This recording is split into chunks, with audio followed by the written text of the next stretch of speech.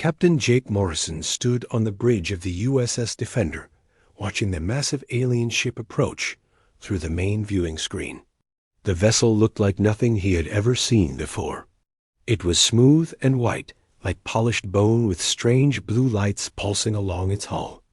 The ship was at least 3 times larger than his patrol cruiser, and moved without any visible engines or exhaust trails. "Captain, they're sending us a message," said Communications Officer Ryan Hayes from his station. His voice carried a mix of excitement and nervousness that everyone on the bridge could hear. "Put it through," Morrison replied, straightening his uniform jacket. This was humanity's third contact with an alien species, and he wanted to make sure everything went perfectly. The first 2 encounters had been friendly enough, though brief. The main screen flickered and showed a tall, thin creature with pale blue skin and large dark eyes. It wore what looked like a flowing silver robe that seemed to shimmer as it moved. When it spoke, the words came through their translation system in perfect English. "Greetings, human vessel. I am Research Director Vexthara of the Zephyrian Science Collective. We come in peace, seeking knowledge and understanding between our peoples." Morrison stepped forward. "Welcome, Director Vexthara. I am Captain Jake Morrison of the United Earth Space Navy. How can we help you today?" The alien tilted its head in what might have been a smile. "We would be honored to conduct what we call standard xenobiological assessments. This is how we learn about new species we encounter. It is a simple process that causes no harm to your people." Dr. Lisa Campbell, who had been standing quietly near the medical station, frowned slightly. She was the ship's chief medical officer and had studied the reports from humanity's previous alien encounters. Neither of those species had requested to examine humans in any way. "What exactly does this assessment involve?" Morrison asked. "We would examine a small number of your crew members using our advanced scanning devices. We study brain patterns, physical responses, and how your species handles various situations. It helps us understand how best to communicate and work together." "In the future," Vexthara explained. Morrison looked around the bridge at his crew. Navigator Chris Thompson nodded encouragingly. Security Chief Kate Williams looked more cautious, but didn't object. Engineering Specialist Tony Garcia seemed curious about the alien technology. "I suppose that would be acceptable," Morrison said finally. "How many crew members would you need to examine?" "Perhaps 6 or 8 of your people. We would conduct the examinations aboard your vessel to ensure your comfort. We can begin whenever you are ready." An hour later, Dr. Campbell watched as the Zephyrians set up their equipment in the medical bay. 3 aliens had beamed over from their ship, each carrying strange devices that looked like a cross between a medical scanner and some kind of helmet. The equipment hummed with a low, almost musical sound that seemed to vibrate through the ship's hull. Lieutenant Ben Parker was the first volunteer. He was young and eager, always ready to help with anything that might advance human knowledge. He lay down on the medical bed as the aliens attached various sensors to his head and arms. "This will feel unusual, but should not cause pain," one of the aliens said in a voice that sounded like wind chimes. "Please try to remain calm and let your mind wander freely." The scanning device began to glow with a soft purple light. Ben's eyes closed and his face became peaceful. For the first few minutes, everything seemed normal. Dr. Campbell monitored his vital signs and found nothing concerning. Then Ben began to twitch. Small movements at first, just his fingers and toes. The alien operators adjusted their controls and the twitching stopped. Dr. Campbell noticed Ben's brain activity was showing unusual patterns on her medical scanners, but the aliens assured her this was normal. After 30 minutes, they finished with Ben and called for the next volunteer. Engineer Amy Foster stepped forward. She was known for her steady nerves and logical approach to problems. The aliens repeated the same process with her. This time, Dr. Campbell noticed something more concerning. Amy's stress hormones were spiking during the scan, even though she appeared calm on the outside. When the aliens finished, Amy sat up slowly and rubbed her temples. "I have a terrible headache," she said. "It feels like someone was poking around inside my skull with a stick." Dr. Campbell immediately ran additional medical scans on Amy. Her brain showed signs of minor trauma. Nothing dangerous, but definitely not normal. She pulled Captain Morrison aside. "Captain, I'm seeing some troubling signs. Both Ben and Amy are showing unusual brain activity after these scans. Ben seems fine now, but Amy has clear signs of neural stress." Morrison nodded grimly.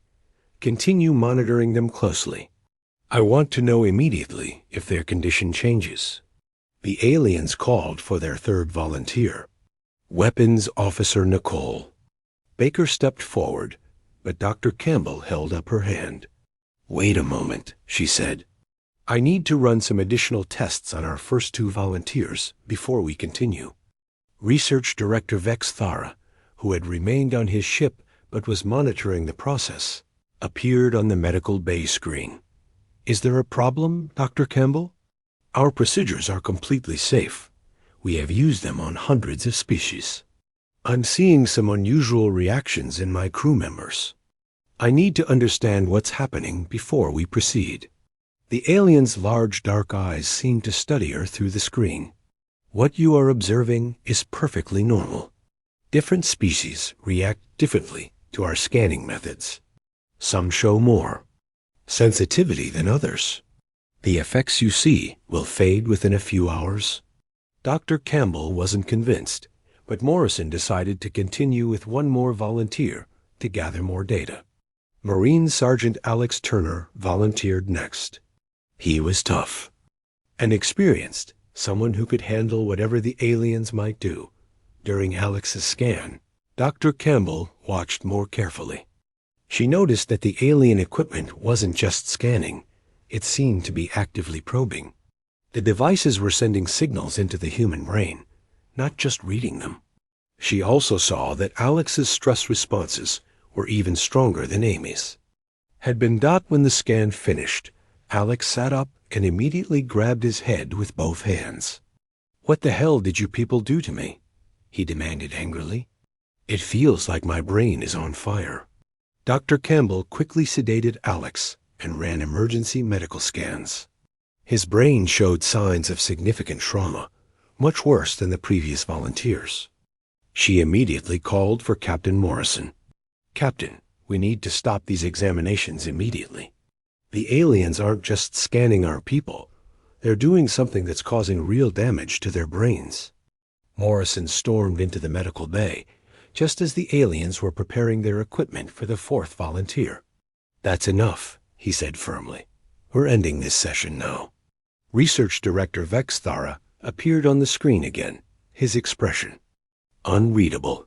"Captain Morrison, we have not completed our assessments.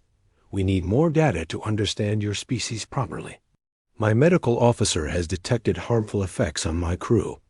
Until we understand what's happening, we're stopping all examinations." The alien was quiet for a long moment. "Very well, Captain.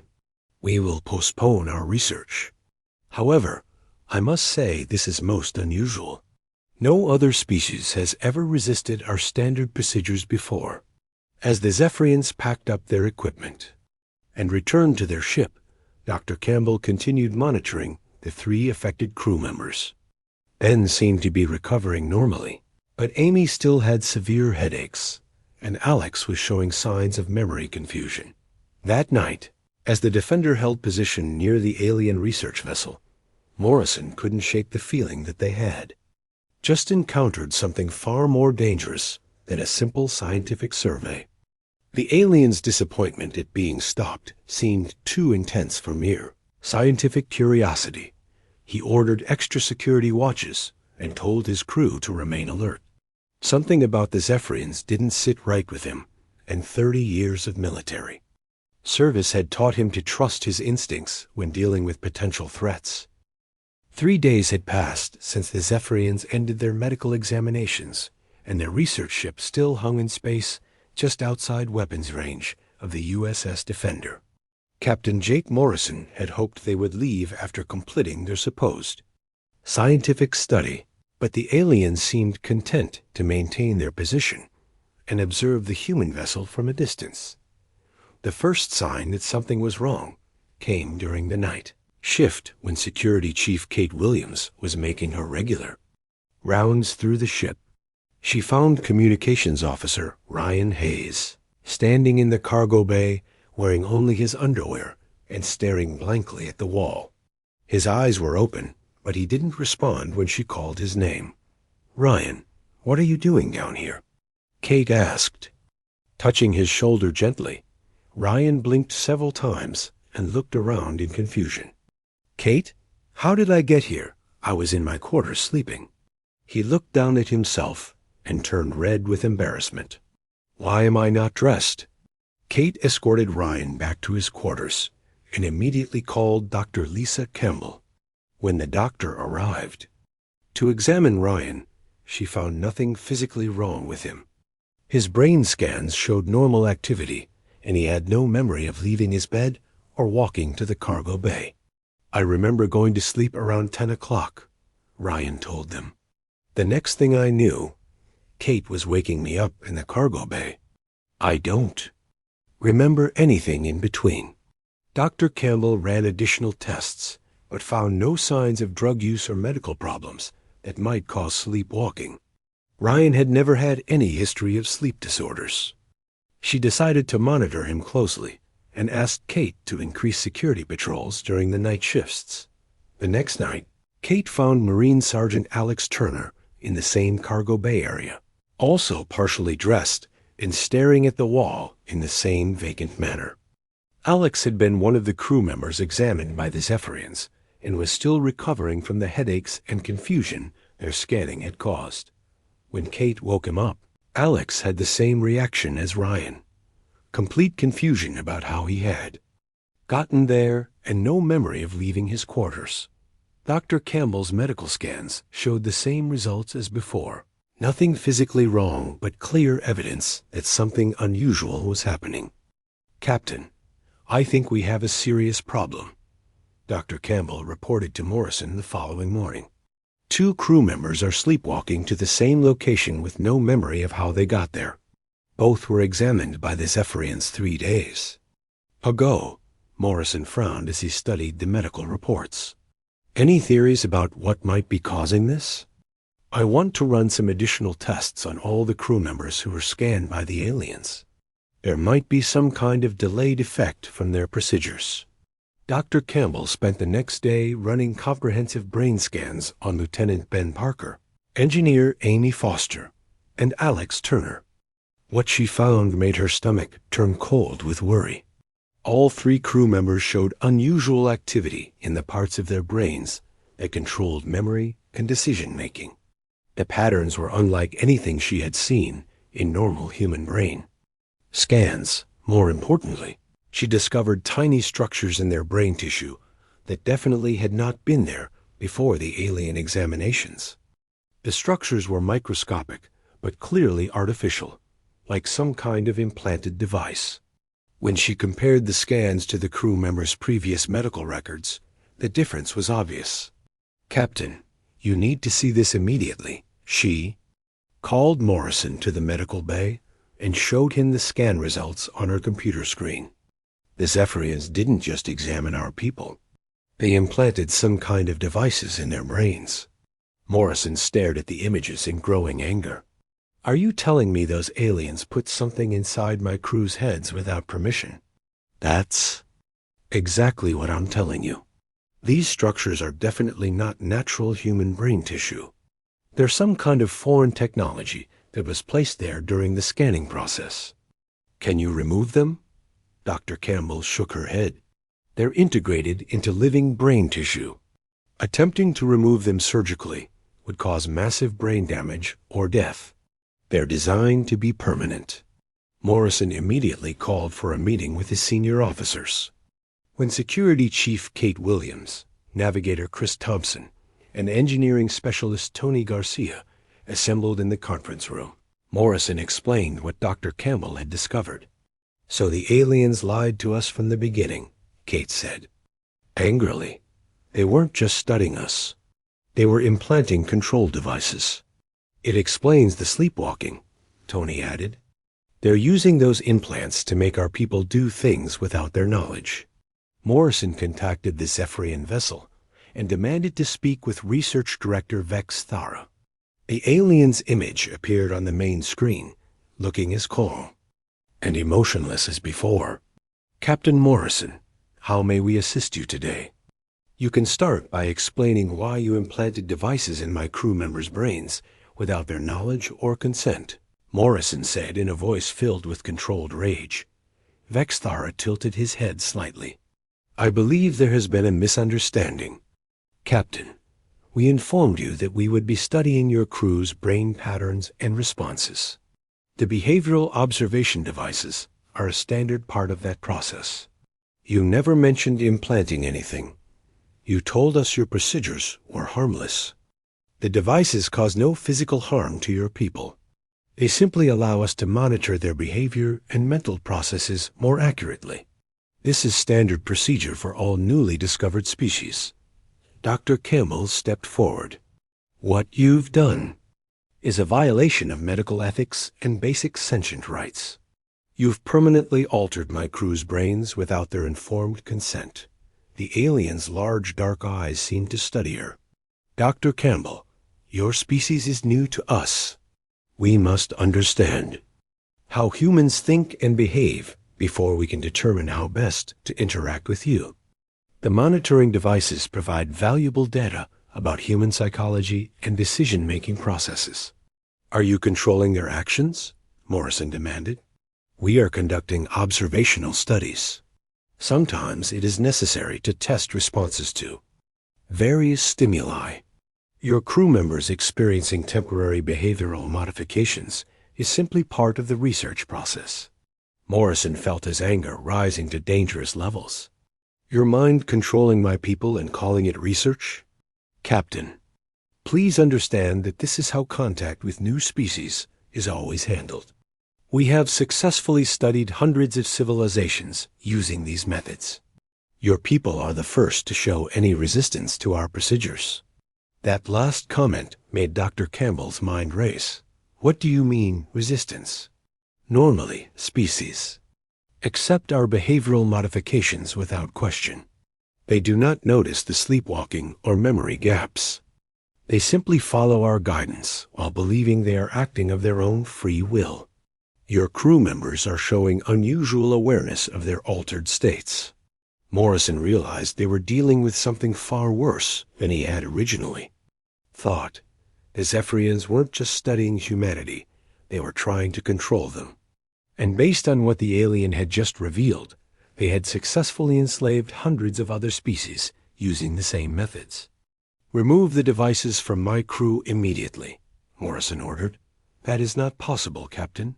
The devices are permanent and cannot be safely removed. However, you should not be concerned. Most species find the experience quite pleasant once they stop resisting." Morrison cut the communication link and turned to his officers. "We're dealing with a species that has been enslaving other civilizations for who knows how long. They thought they could do the same to us. Over the next several hours, more crew members began experiencing the sleepwalking episodes. Pilot Sarah Mitchell was found in the cargo bay, followed by medical technician Rachel Stone and engineer Danny Rodriguez. All of them had been examined by the Zephyrians, and all showed the same brain implants on Dr. Campbell's scans.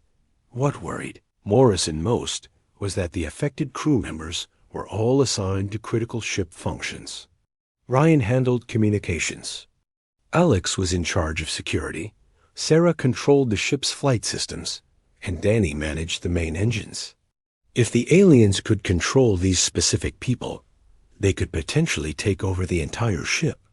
"They're not just studying us," Morrison told Kate Williams as they watched the latest group of sleepwalkers being escorted back to their quarters. "They're positioning themselves to capture the Defender intact. Kate nodded grimly. Should we consider abandoning ship and destroying it rather than let them have it? Morrison looked out at the Zephyrian vessel holding position in the distance. Not yet. Dr. Campbell says our people are showing resistance to the alien control. Maybe we can find a way to fight back before it comes to that.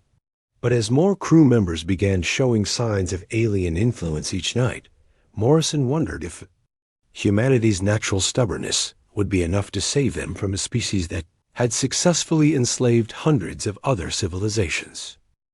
The situation aboard the USS Defender reached a critical point when Chief Engineer Danny Rodriguez discovered that the sleepwalking crew members had been doing more than just standing around in the cargo bay. During his morning system checks, he found that someone had been tampering with the ship's main power conduits during the night shift. "Captain, you need to see this." Danny called Morrison to the engineering section and showed him the damaged equipment. "These power relays have been carefully sabotaged. Whoever did this knew exactly what they were doing. If I hadn't caught it during my inspection, we would have lost main power within 6 hours." Morrison examined the sabotage work and felt his blood run cold. The damage was subtle but precise, designed to cause cascading system failures that would leave the ship dead in space but intact for boarding. Who has access to this area during night shifts? Only senior engineering staff and security personnel. But Captain, look at this. Danny pointed to the access panel. These connections were rewired using advanced techniques that none of my people know. This is way beyond normal human engineering knowledge. Dr. Lisa Campbell joined them and immediately understood the implications. The aliens aren't just making our people sleepwalk. They're using the implants to download technical knowledge directly into their minds and then making them sabotage the ship. So they're turning our own crew into expert saboteurs without their knowledge, Morrison said grimly. How many more systems might be compromised? Danny ran emergency diagnostics on all critical ship systems, while Dr. Campbell gathered the affected crew members for intensive monitoring. What they discovered was worse than anyone had imagined. Navigation, weapons, life support, and communications had all been subtly damaged over the past 3 nights. The Zephyrians were methodically disabling the Defender while making it look like random technical failures. However, something unexpected happened during Dr. Campbell's examination of pilot Sarah Mitchell. Sarah had been one of the most severely affected crew members, experiencing longer sleepwalking episodes and more severe memory gaps than the others. But when Dr. Campbell ran her brain scans, she found something remarkable. "Sarah, I want you to look at these scan results," Dr. Campbell said, showing her the brain activity patterns on the medical computer. "Do you see anything unusual?" Sarah studied the images carefully. As she concentrated on the alien implant visible in her brain tissue, something strange happened. The device suddenly flared with bright energy on the scanner, and then went completely dark. "Doctor, what just happened?" Sarah asked, blinking in surprise. "I'm not sure, but I think you just shut down the alien device in your brain through sheer willpower." Dr. Campbell ran additional scans and confirmed that the implant was no longer active. More importantly, Sarah reported that the constant mental fog she had been experiencing since the alien examination was completely gone. Her thoughts felt clear and sharp for the first time in days. "How did you do that?" Dr. Campbell asked. "I'm not really sure. When I saw that thing in my brain, I just got really angry about it being there without my permission. I concentrated on wanting it gone, and suddenly I felt this kind of pop in my head." Dr. Campbell immediately called Captain Morrison and explained what had happened. Morrison brought the other affected crew members to the medical bay to see if they could replicate Sarah's success. "The key seems to be emotional response," Dr. Campbell explained to the group. Sarah's anger at being violated seemed to activate some kind of natural defense mechanism that shut down the alien device. Lieutenant Ben Parker was the first to try. He stared at his brain scans and tried to feel angry about the implant, but nothing happened. Engineer Amy Foster attempted the same thing with no results. Marine Sergeant Alex Turner had better luck. When he focused on his rage at being used as an unwitting saboteur, his implant flickered but didn't shut down completely. It's not just anger, Sarah realized. It's about feeling like your personal freedom is being attacked. When I saw that device, I didn't just get mad. I felt like someone had stolen part of who I am. Communications Officer Ryan Hayes tried next, focusing on the violation of his mental privacy. His implant sparked and went dark, just like Sarah's had. Medical technician Rachel Stone succeeded by concentrating on her fury at being made to harm her own crewmates without knowing it. Dr. Campbell documented everything carefully, trying to understand the process. It appears that strong emotional responses related to personal autonomy and freedom can overload the alien control devices. The implants seem designed to work on passive, compliant subjects. They can't handle active resistance. Over the next few hours, 6 of the 8 affected crew members managed to deactivate their implants through focused emotional resistance. Engineer Danny Rodriguez and Weapons Officer Nicole Baker struggled more than the others, but eventually succeeded when they concentrated on their protective feelings toward their crewmates. Research Director Vex Thara contacted the Defender as soon as his monitoring equipment detected the implant failures. His image appeared on the bridge screen, and for the first time, the alien looked genuinely disturbed. Captain Morrison, our research equipment is detecting massive neural feedback from your crew members. Several of our monitoring devices have been destroyed. How is this possible? Turns out humans don't like being mind-controlled, Morrison replied with grim satisfaction. My people have figured out how to fight back against your implants. Vex Thara's large dark eyes widened in what might have been shock. This is impossible. No species has ever been able to resist our behavioral modification technology. The implants are designed to integrate seamlessly with neural tissue. Dr. Campbell stepped into view of the communication screen. You underestimated human psychology. Our brains don't just accept foreign intrusion. When we become aware of it, we fight back instinctively. Your species is showing unprecedented resistance patterns, Vex Thara said, his voice carrying notes that the translation system rendered as confusion and concern. Our research team is experiencing painful neural feedback whenever they attempt to re-establish contact with the failed implants. Morrison felt a surge of satisfaction. Good. Maybe next time you'll think twice before trying to enslave people. Enslavement is not our intention, Captain. We seek only to understand and catalog the behaviors of newly discovered species. This process has been successful with every civilization we have encountered for the past 1,000 years. Until now, Morrison said firmly. The conversation was interrupted when Security Chief Kate Williams reported unusual activity aboard the Zephyrian vessel. Captain, their ship is showing signs of distress. Power fluctuations, erratic movement, patterns. Something is definitely wrong over there. Dr. Campbell had a theory about what might be happening. If the alien implants are connected to their ship's systems, and our crew members are actively fighting back against them, the feedback could be affecting their entire vessel. She was proven right when Vex Thara's image flickered and distorted on the communication screen. The alien was clearly struggling to maintain contact. Captain Morrison, we must discontinue our research immediately. Your species is causing dangerous interference with our bio-neural networks. Several of our research staff have collapsed with severe neural trauma.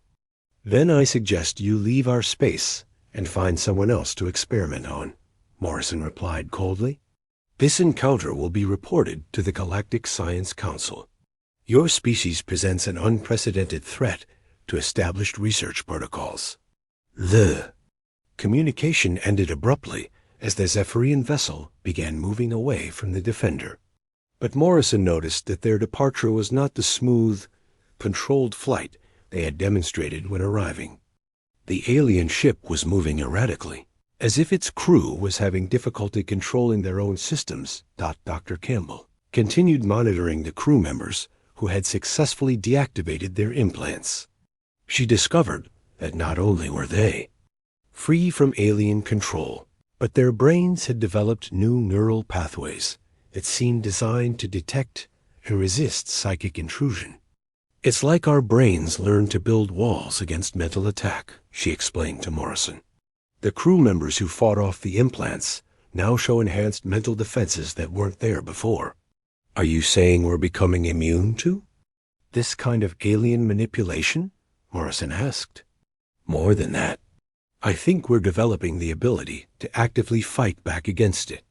Sarah and Ryan both report being able to sense when someone is trying to probe their minds, even at a distance." As the Zephyrian vessel disappeared from their sensors, Morrison realized that this encounter had changed humanity in ways they were only beginning to understand. His crew had not only survived an attempt at mental enslavement, they had turned it into an opportunity to develop new defenses against psychic attack. The question now was whether other alien species used similar control methods, and whether humanity's newfound resistance would make them friends or enemies in the broader galactic community.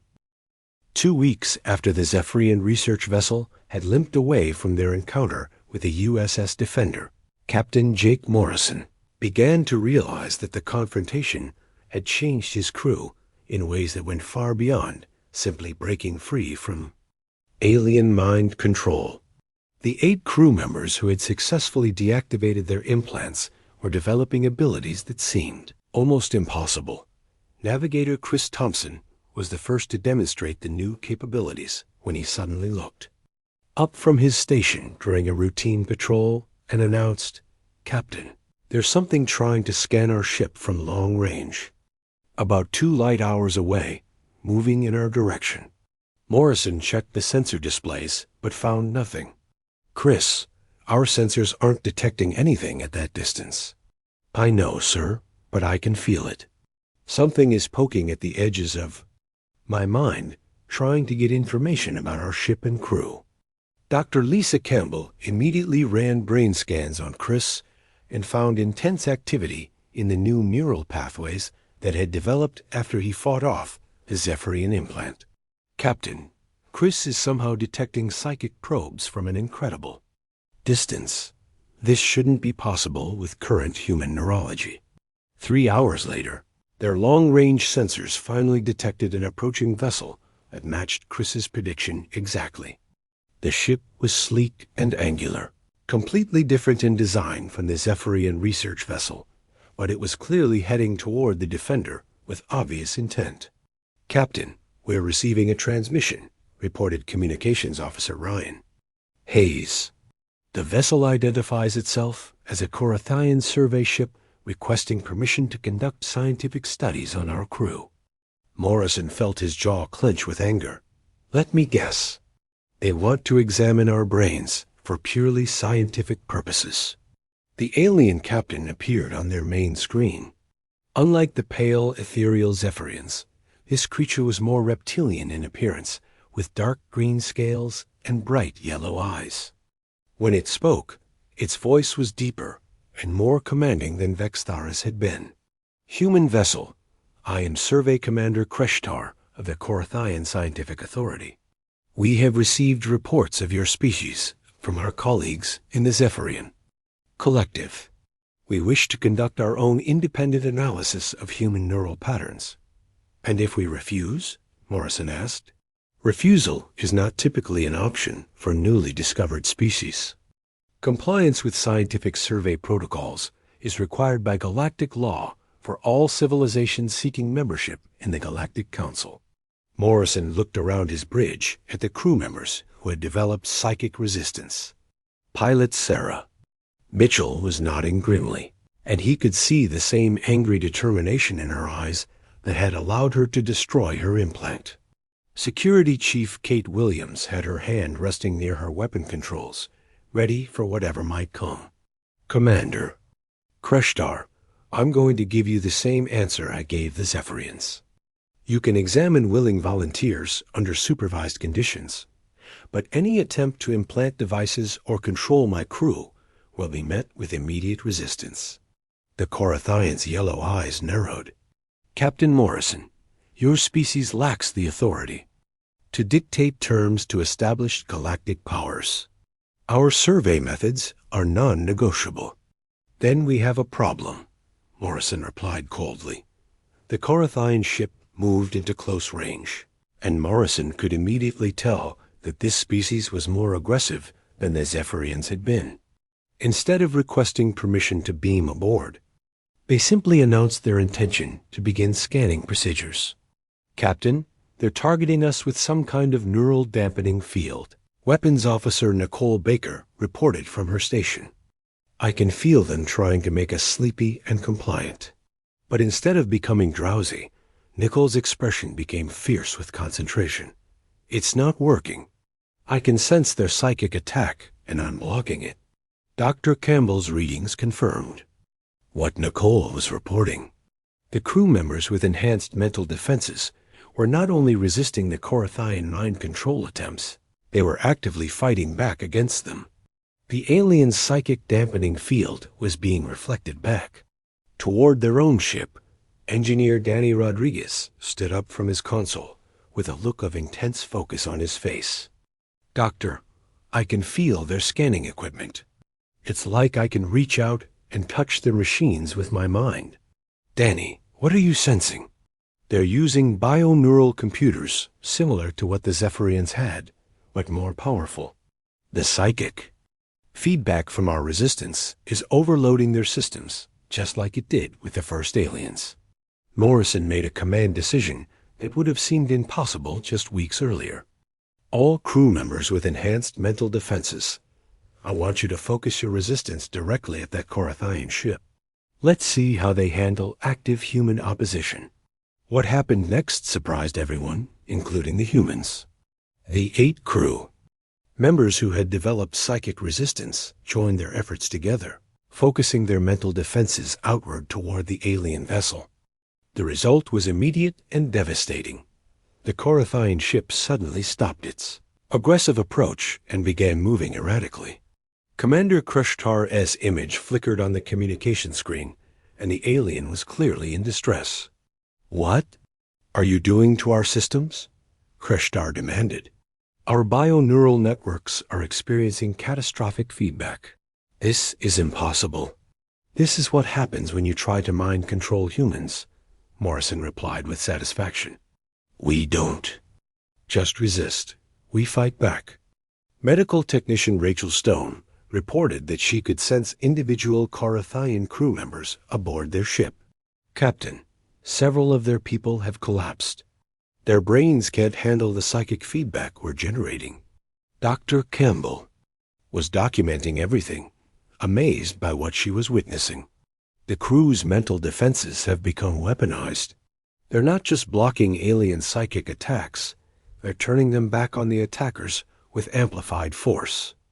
Engineering specialist Tony Garcia, who had been working with Danny to understand the alien ship's systems, suddenly announced, Captain, I think I can overload their main computers entirely. Their bioneural networks are completely vulnerable to our mental feedback. Do it, Morrison ordered. Tony and Danny concentrated together, focusing their enhanced mental abilities on the Korathian vessel's computer systems. The alien ship's lights began flickering, and its smooth flight pattern became increasingly unstable. Commander, Kreshtar's image appeared one final time on their screen, but the alien was barely coherent. Human vessel, cease your attack immediately. You are causing irreparable damage to our research staff. This level of psychic resistance violates all known laws of neural science. Then maybe it's time for galactic science to learn some new laws, Morrison replied. The Korathian ship began retreating rapidly, its movements jerky and uncontrolled. As it fled, Communications Officer Ryan Hayes picked up emergency transmissions from the alien vessel requesting immediate medical assistance for their survey team. "Captain, they're calling for rescue ships," Ryan reported. "Multiple crew members with severe neural trauma, complete failure of their biocomputing systems." Dr. Campbell continued monitoring the human crew throughout the encounter. "Captain, our people's abilities are growing stronger. They're not just resisting psychic attacks anymore. They're learning to use these enhanced mental capabilities as weapons." Lieutenant Ben Parker, who had been quietly concentrating during the battle, looked up with a strange expression. "Doctor, I can still sense the Korathian ship even though it's almost out of sensor range. And there's something else. I'm picking up signals from other alien vessels, much farther away." "How far?" Morrison asked. "Dozens of light years. Word is spreading about what happened here. I can sense alien communications networks discussing the human ship that can't be psychically controlled." Pilot Sarah Mitchell nodded in agreement. "They're scared, Captain.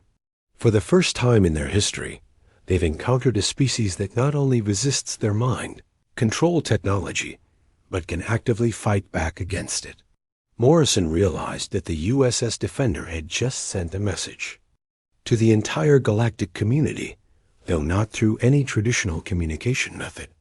They had demonstrated that humans possessed a natural defense against the psychic manipulation that apparently formed the foundation of galactic civilization's power structure. As the crew celebrated their victory over the second alien ship to attempt enslaving them, Morrison wondered what consequences their newfound abilities would bring. Would other species leave humanity alone, or would they view human psychic resistance as a threat that needed to be eliminated? He had a feeling they would find out soon enough, as word of humanity's unique capabilities spread throughout the galaxy. 6 months had passed since the USS Defender's encounters with the Zephyrian and Korathian ships, and the consequences of those confrontations were spreading throughout the galaxy in ways that Captain Jake Morrison could never have imagined. What had started as defensive actions by his crew had fundamentally changed how advanced alien civilizations viewed humanity. The first indication of this shift came when the human colony ship New Horizon reported an unusual encounter near the 2 Centauri system. Captain Jennifer Walsh contacted Earth Command with a report that would have sounded impossible before the Defender incident. "Command, we've just had contact with 3 different alien vessels in the past week," Captain Walsh reported during her scheduled communication window. "None of them attempted to board or scan our ship. They maintained respectful distances and conducted all communications through standard radio channels." Admiral Preston Hayes, who was coordinating humanity's response to alien contact from Earth Command, found this behavior completely different from previous encounters. "Captain Walsh, did any of these species request to examine your crew or conduct biological surveys?" "Negative, Admiral. In fact, when I offered to allow limited scientific exchange, all 3 species politely declined. They seemed more interested in establishing basic trade relationships and avoiding any direct contact with our people." Dr. Lisa Campbell, who had been assigned to Earth Command as an expert on alien psychic abilities, reviewed the communication logs from the New Horizon. "Admiral, this represents a complete reversal of previous alien behavior patterns. Every species we encountered before the Defender incidents insisted on conducting neural examinations. Now they're actively avoiding close contact with humans." The answer to this puzzle came when communications specialist Steve Davis intercepted an alien transmission that had been broadcast on a wide-spectrum frequency used for interstellar navigation warnings. The message was being repeated continuously across multiple star systems. "Admiral, you need to hear this." Steve called Dr. Campbell and Admiral Hayes to his monitoring station. "It's a general advisory being broadcast to all vessels in this sector of space. The translation came through their computers in their mechanical voice, used for automated messages. Navigation advisory to all vessels. Human ships are classified as Psychic Hazard Level 7. Direct neural contact with human crew members has resulted in severe trauma to research personnel from multiple species. Recommended protocol for human contact. Maintain minimum safe distance of 10,000 kilometers. Conduct all communications through electromagnetic transmission only. Do not attempt psychic scanning or behavioral modification procedures. Admiral Hayes stared at the translation in amazement. They're warning the entire galaxy to stay away from us. Dr. Campbell was equally stunned. Not just stay away. They're treating human ships like we're carrying some kind of dangerous weapon. Over. The following weeks, more intercepted communications revealed the extent to which word of human psychic resistance had spread. The Zephyrian Science Collective had filed formal reports with the Galactic Research Council describing the USS Defender as an unprecedented threat to established survey protocols. The Corinthian Scientific Authority had issued even stronger warnings, calling humans psychically weaponized and recommending that all species avoid neural contact until better protection methods could be developed. The most revealing transmission came from what appeared to be a meeting of the Galactic Council itself. Communications Officer Ryan Hayes, whose psychic abilities had continued developing, was able to detect the encrypted alien communication from an incredible distance. "Admiral, I'm picking up a council session discussion about humanity," Ryan reported during one of his monitoring shifts. "They're debating whether to classify our entire species as a galactic security threat." The partial translation they managed to decode was both fascinating and concerning. The human neural resistance phenomenon appears to be spreading throughout their population. Ships reporting contact with humans show increased psychic defensive capabilities, even among crew members who are not directly involved in the original incidents. This suggests that human psychic resistance may be communicable or teachable. Dr. Campbell immediately understood the implications. They're right. The crew members from the Defender have been training other humans in psychic defense techniques. Captain Walsh's people probably learned the basics from our transmitted training protocols. What the aliens had discovered was that human psychic resistance was not limited to the individuals who had been directly attacked by alien implants. Other humans could learn to develop similar mental defenses through training and practice. Dr. Campbell's research had shown that all humans possessed the basic neural structures necessary for psychic resistance.